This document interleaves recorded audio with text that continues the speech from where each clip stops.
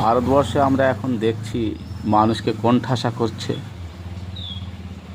জন্তু জানোয়ারকে তারা রিল্যাক্স ঘুরতে দিচ্ছে, দেশের গদিতে বসাচ্ছে, অত্যাচার শুরু হচ্ছে। মানুষ জুলুম, যারা কঠিন পরিশ্রম করে পাহাড় কেটে রাস্তা করে এই দেশে থাকলো সুন্দরভাবে কঠিন পরিশ্রম করে, আর যারা দিল্লির গদিতে আছে এসি রুমে, তারা তো একদিন এই পাহাড় কাটতে পারে, তো দেখতে পারে কত ব্যথা জ্বালা।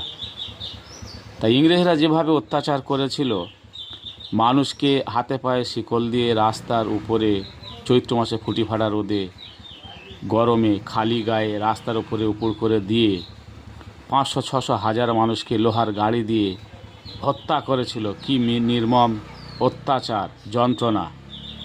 সেই অত্যাচার যন্ত্রণা সহ্য করতে পারেনি বিনয়, দীনেশ, বাদল, ভগৎ সিং। তাদের কীভাবে অত্যাচার করেছিল, হাত ভেঙেছে, পা ভেঙেছে, দাঁত ভেঙেছে, 1 সপ্তাহ বড় উপর রেখে দিয়েছে না খাইয়ে। তবুও তারা বলেছে আমরা ভারতকে সোনার ফসল ফলিয়ে যাব। তারা চলে গেছেন, তাদেরকে নমস্কার, ধন্যবাদ। ইংরেজকে তাড়িয়ে দিয়েছেন, দ্বিতীয় ইংরেজ এখন রয়ে গেছে। ইংরেজ চলে গেছে, ইংরেজের রক্তটা ভারতবর্ষে রয়ে গেছে। আমাদের একটু বুঝে নিতে হবে, পথে নামতে হবে।